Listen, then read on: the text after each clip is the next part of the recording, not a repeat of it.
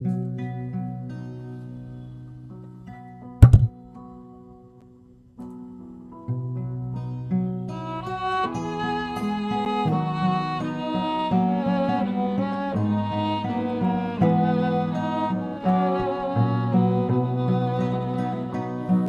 it's all been said and done, there is just one thing that matters. Did I do my best to live for truth? Did I live my life for you? When it's all been said and done, all my treasures will mean nothing. Only what I've done for life's reward will stand the test of time. Lord, your mercy is so great that you look beyond our weakness and find purest gold and miry clay, turning sinners into saints. And I will always sing your praise. Here on earth and ever after, for you showed me heaven's one true home. When it's all been said and done, you're my life when life is done. When it's all been said and done, there is just one thing that matters. Did I do my best to live for truth? Did I live my life for you? Lord, I live my life for you.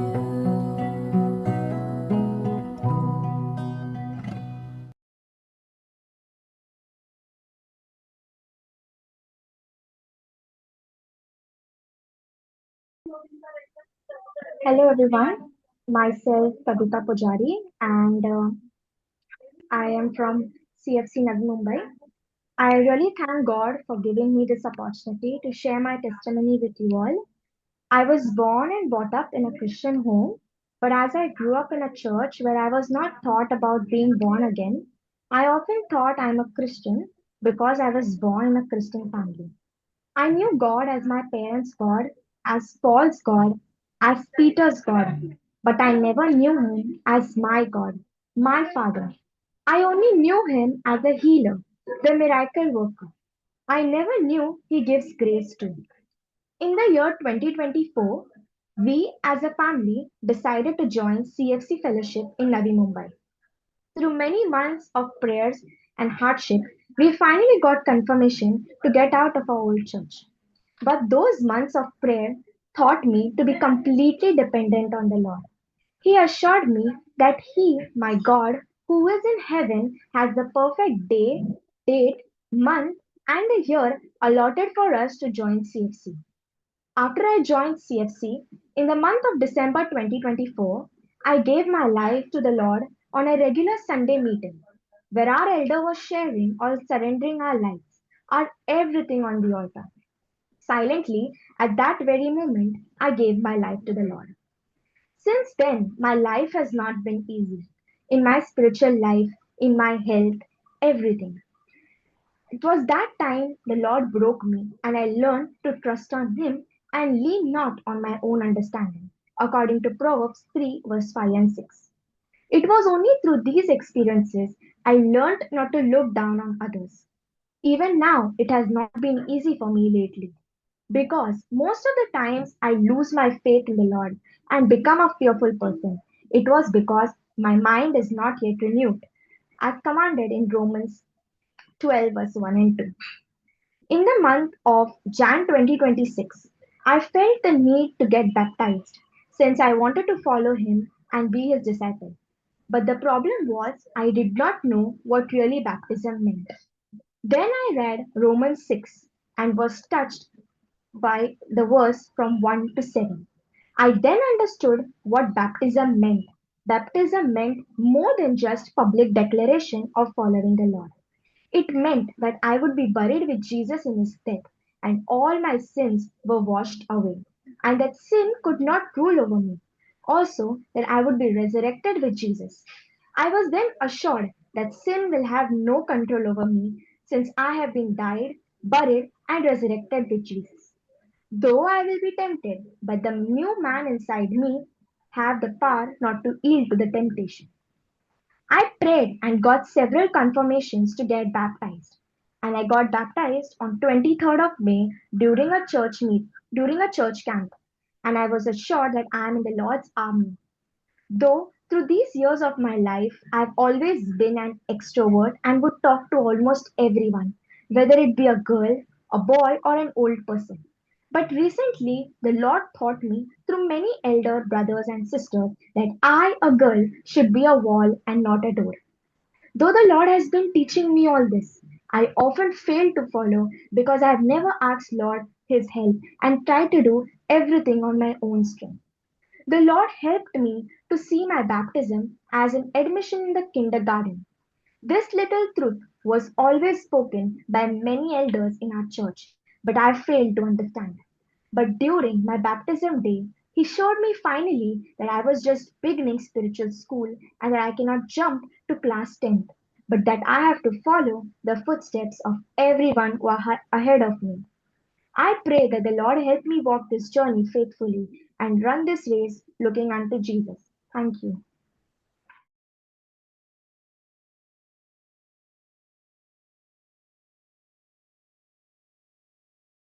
I'm happy to be part of this meeting and share what the Lord has put on my heart. So we believe that we are very close to the return, the second coming of the Lord Jesus Christ.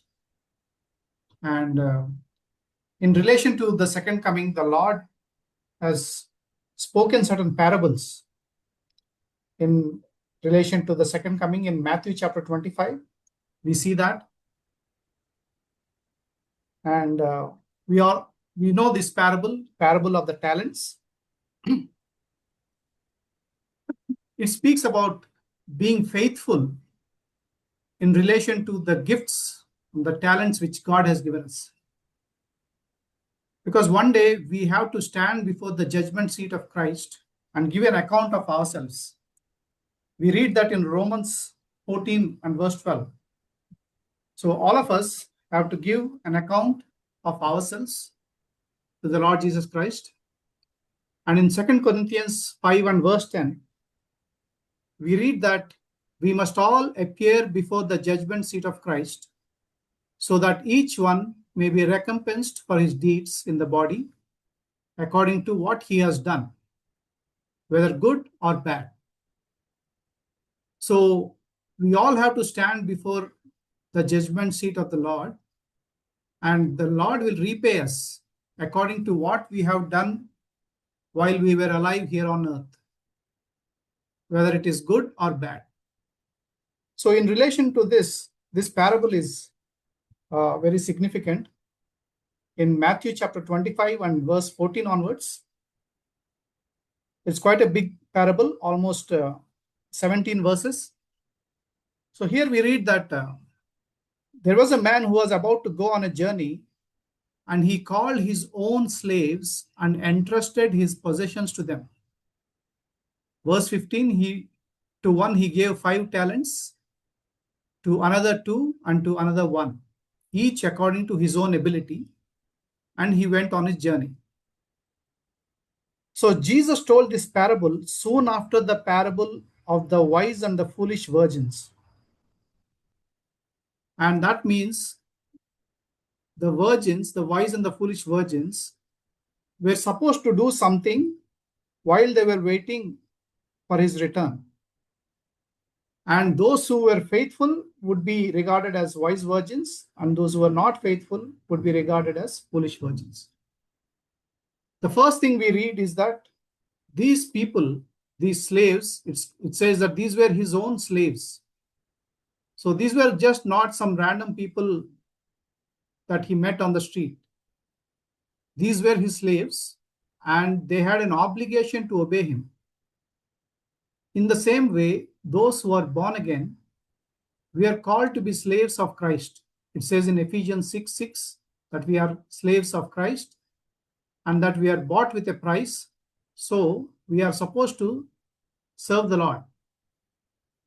And when we see this, how he entrusted his possessions to them, he did not give everyone the same amount of talents that we can see. That means he knew what they were capable of, and accordingly he gave the talents. And we know that is true even in our families, in everywhere else. We are not all given the same responsibility, and according to the abilities we have, we are given this responsibility.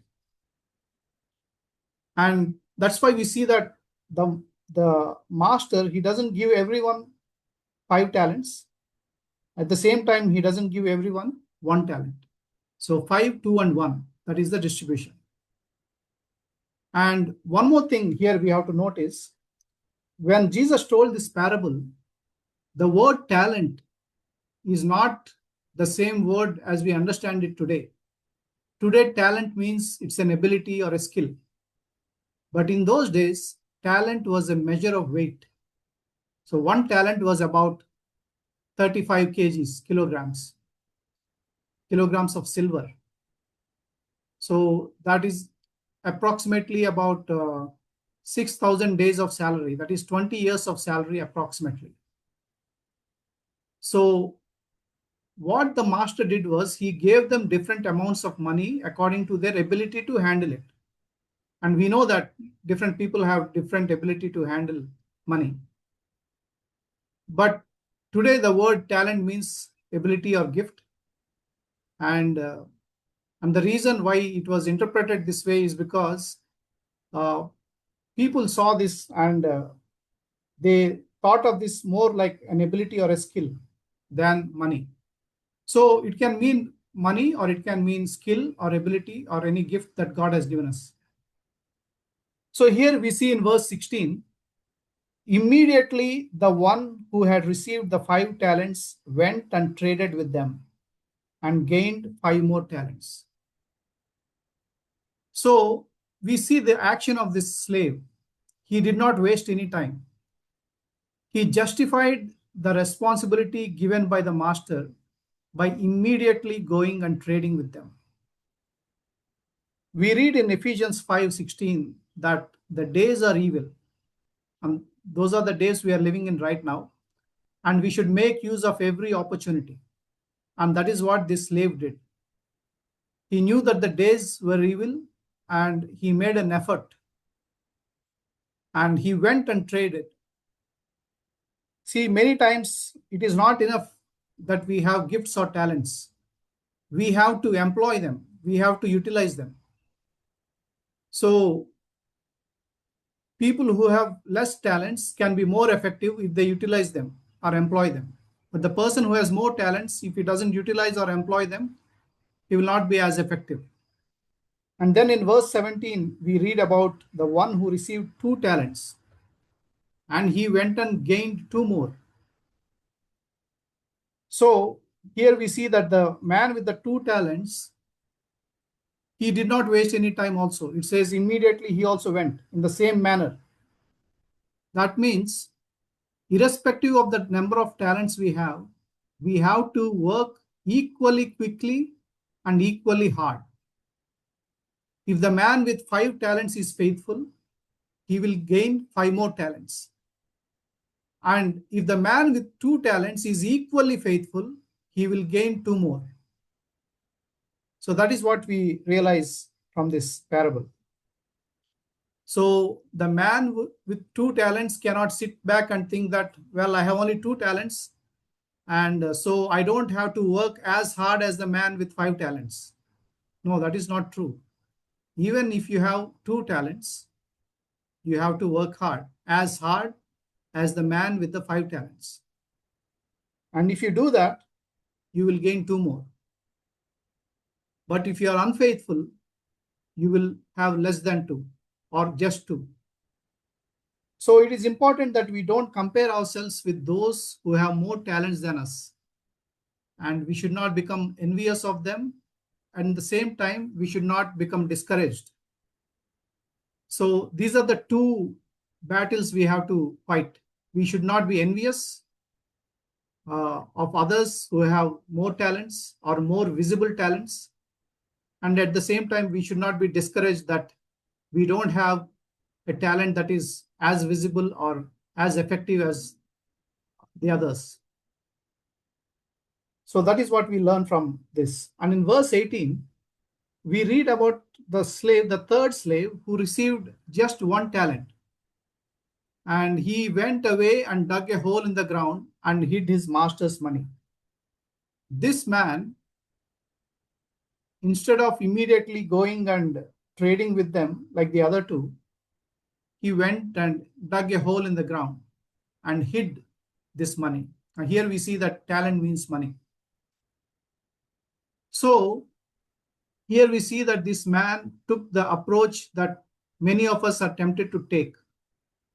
So he maybe thought that the master was partial to him and he gave him only 1 talent. And we read later that he had many wrong thoughts about the master. So instead of trading with the master's money, he just went and hid it. And then he relaxed. He just waited for the master to return. So this man was really a foolish virgin, but the other 2 were wise virgins. And in verse 19, we read that after a long time, the master of those slaves came and settled accounts with them. So this is what is going to happen when the Lord returns. He is coming to settle accounts. So we need to remember that, and accordingly we need to behave. And when he came to settle accounts, it says that in verse 20, the one who had received 5 talents came up and brought 5 more talents. So we see that the first person to settle accounts was the one who was given the most. And I believe that will be true even when the Lord returns. The one who is given the most will be asked to settle accounts first. And in Luke chapter 12 and verse 48, we read, Luke chapter 12 and verse 48.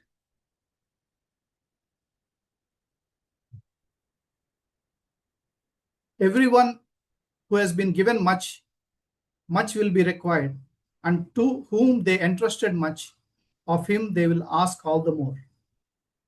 So we see that if we are entrusted much, God will expect much. And this man who faithfully worked with his talents, and he was confident, and that is the reason he went to settle his account.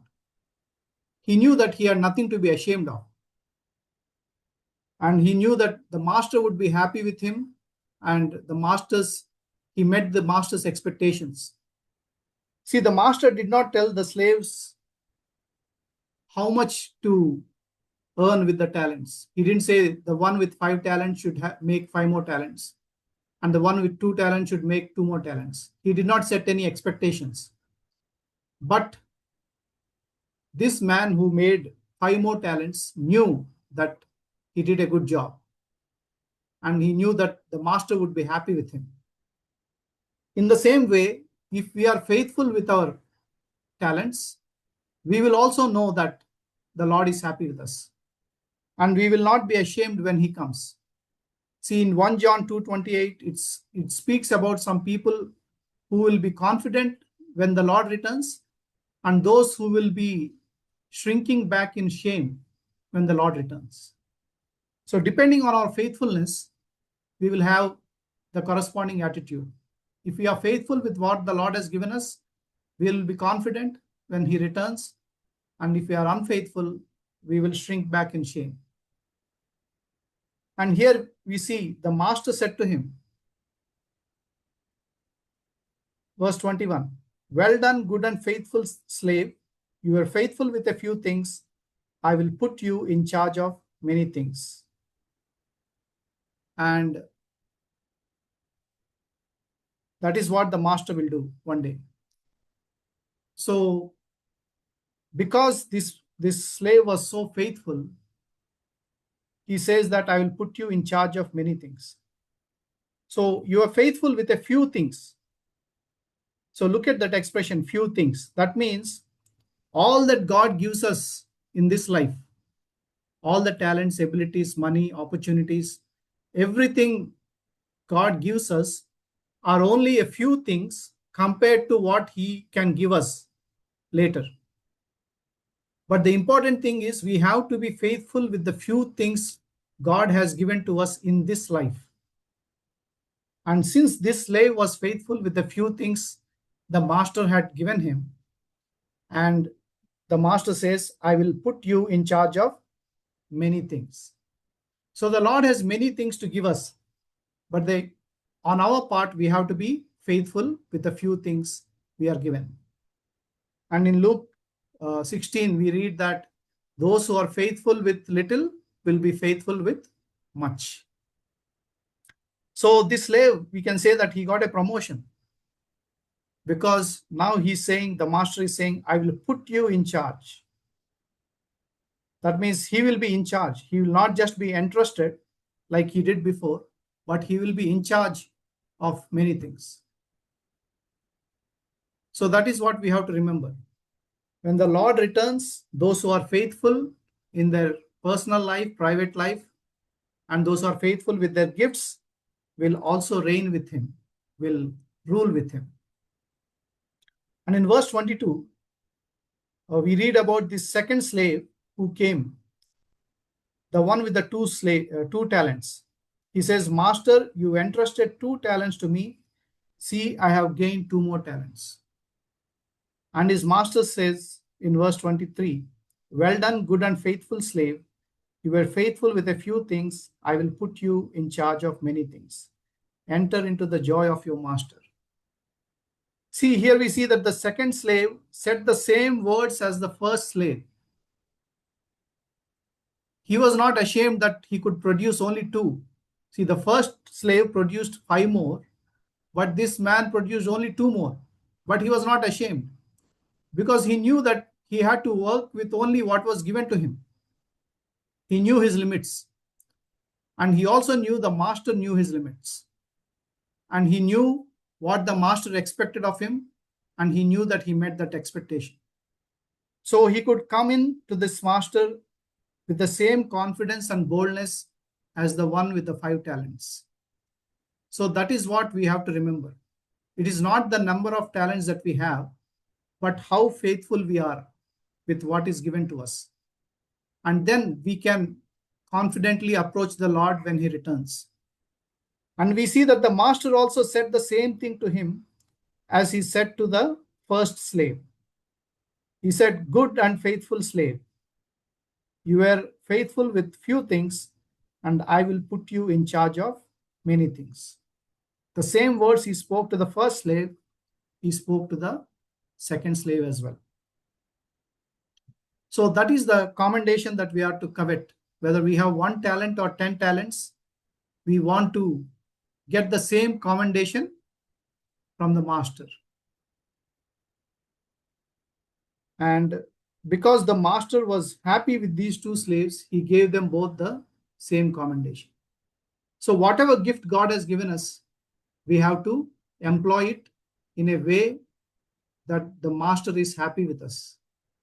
And then we will get the same reward. The first slave and the second slave got the same reward.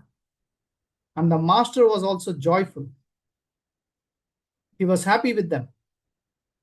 And in verse 24 and 25, we read about this third slave who received just 1 talent. And then see what he says. Master, I knew you to be a hard man, reaping where you did not sow and gathering where you scattered no seed. And I was afraid and went away and hid your talent in the ground. See, you have what is yours. So this man came up last. I think he was reluctant even to appear before the master. And I think he would have been ashamed. But somehow he wants to give some excuse. And he says that he starts accusing the master. Instead of giving an account of what was given to him, he starts accusing the master of many things. The other two slaves were diligently working, and they were trying to multiply what the master had given them. But this servant was busy. He was evaluating the master's character. My master is like this, and he is a hard man, and he is taking advantage of us. This is the kind of attitude he has. And if he really believed that his master was a hard man, he had to work even harder than the other two. But that's not what he did. He just went and hid the talent in the ground, did nothing with it, and he just wasted it. So our attitude towards God will result in the kind of service we do for him, whether we are faithful with what he has given to us or we are not faithful, depending on our attitude towards God. So that is why we need to understand what is the right kind of fear of God. If we have a wrong kind of fear of God, we will end up like this third servant, and it will result in our wasting our lives, and we'll be wasting what God has given us. And what did the master tell him? His master said, verse 26, "You wicked, lazy slave." The master calls him wicked and lazy. So we know that he is lazy, but he is also wicked. Wicked because of the kind of attitude he has.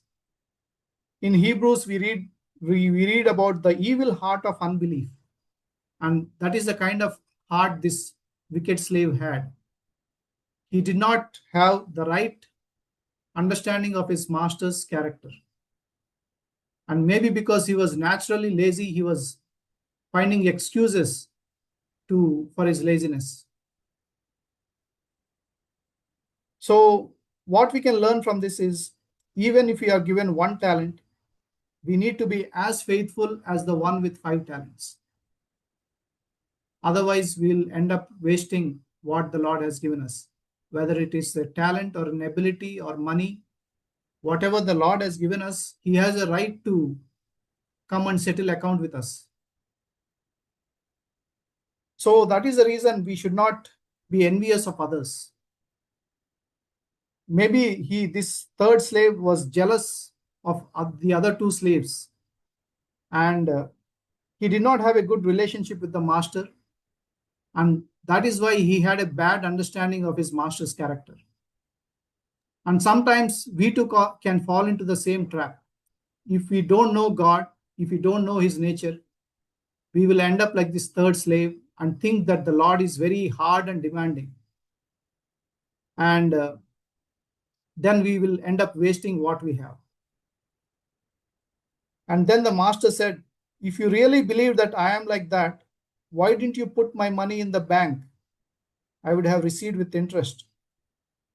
So this man, even though he had such wrong thoughts about his master, he didn't really even act according to his understanding of the master.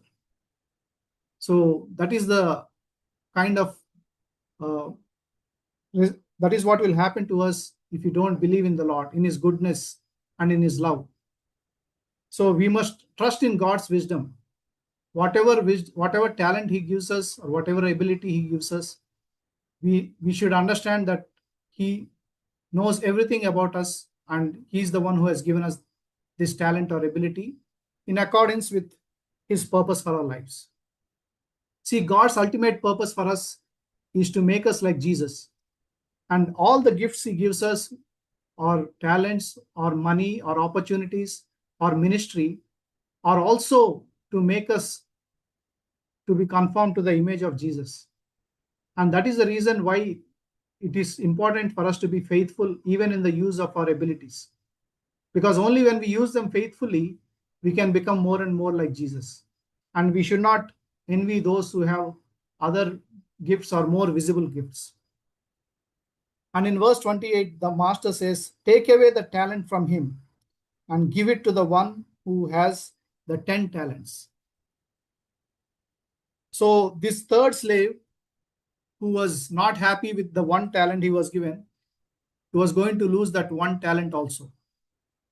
So if you don't make use of what God has given you, you will end up losing everything. And then the master tells him, throw out this worthless slave, in verse 30, into the outer darkness, and in that place there will be weeping and gnashing of teeth. So that is what happened to this worthless slave. He ended up in a place where all the other sinners ended up. So we know that we don't want to be there. And for that, we need to be faithful. So the final end of this slave is a very sad end. And that's because he had a very wrong attitude towards the master. And the master says, take away the talent from him and give it to the one who has the 10 talents. So that means the master did not take away the talents from the first slave and the second slave. They still kept their talents. The first slave who had 5 talents, he earned 5 more. So he had a total of 10 talents, and the master did not take them away from him. And in addition to what he had, he is given 1 more talent. So if we are faithful with little, God may give us more. So that is what we realize from this parable. So in this life, we may have very little, but the important thing is to be faithful with what we have. And the faithfulness of these first 2 servants is somehow related. I think it's very much related to their faith or what they believed about their master. And the wickedness of the last slave was also related to what he believed about the master. So what we believe about God will help us to be faithful or unfaithful. And the final end of this worthless slave is that he was thrown into the outer darkness. The other 2 slaves entered into the joy of their master. And the opposite of the joy of the master is the outer darkness, where there will not be joy, but there will be weeping and gnashing of teeth. So we should all seek to enter into the joy of the master. And the amazing thing is, we don't have to go to heaven to enter into that joy. Even when we are here on earth, we can enter into the joy of the master. One of the reasons for our lack of joy is because we are not faithful with what the Lord has given us. And if we are not faithful, we can't be joyful. But if we strive to be faithful in all that God has given us, in all the opportunities, with all the gifts, with all the money, then we can be joyful. And that is what we see. And that is the reason no gift is small or unimportant or insignificant. We have to be faithful, and then we can rejoice. See, the Apostle Paul, he said, rejoice always, because he was able to rejoice always. Whatever be his circumstance, situation, even when he was put in prison, he was able to rejoice because he had entered into the joy of his master. Because he was faithful in all things, he was able to enter into the joy of his master, and he was able to rejoice always. So the greatest commendation we can receive is not from our boss at work or even from someone in the church. It is from the Lord himself. So we should all try to receive this commendation. Well done, good and faithful servant. And every one of us, from the greatest to the least, whether we have 1 talent or 10 talents, we can all receive the same commendation from the Lord. And he can tell us, enter into my joy. And the Lord will be joyful because we are faithful. And if you are not faithful, he will be grieved. So let us make use of all the talents and the abilities that God has given us. We should never be reluctant to use our gifts because we think it won't make a difference or it is not very visible. or very few will be impacted by it. And it doesn't matter. Even if very few are affected by it, we should continue to use it. Or even if it is not as good as some other gift, we should continue to use it. And in 1 Corinthians, it says that the head will not say to the feet, I don't have need of you. So the feet also are important in the church, and every gift is important in the church. And we don't have to wait until we are perfect at using our gift before we use it. We become better by using that gift, not by trying to perfect ourselves without using it. So that is the challenge which comes to us from this parable, that we need to work hard, we need to be faithful, we need to act quickly, and we should never despise whatever gift God has given us. And however small it may be, and even if we can encourage one person in the church, and we should try to do that. So may the Lord help us to be good and faithful servants, so that when he returns, we don't have to shrink back in shame, but we can confidently and boldly approach him. May the Lord help us.